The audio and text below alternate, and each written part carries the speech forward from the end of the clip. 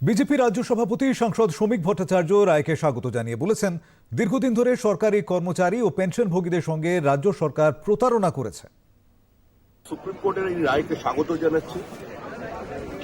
রাজ্য সরকার দীর্ঘদিন ধরে সরকারি কর্মচারীদের সঙ্গে পেনশনভোগীদের সঙ্গে প্রতারণা করেছে এবং এখনো প্রতারণা চালিয়ে যাচ্ছে।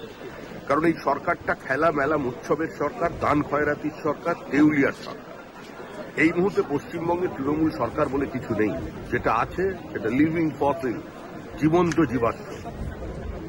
এখন এই সরকারের উচিত সুপ্রিম কোর্টের নির্দেশকে পালন করে অবিলম্বে 25% দিয়ে দেওয়া এবং তারপরের যে সরকারি কর্মচারীদের জন্য ব্যবস্থা সেটা নতুন সরকার এসে করবে।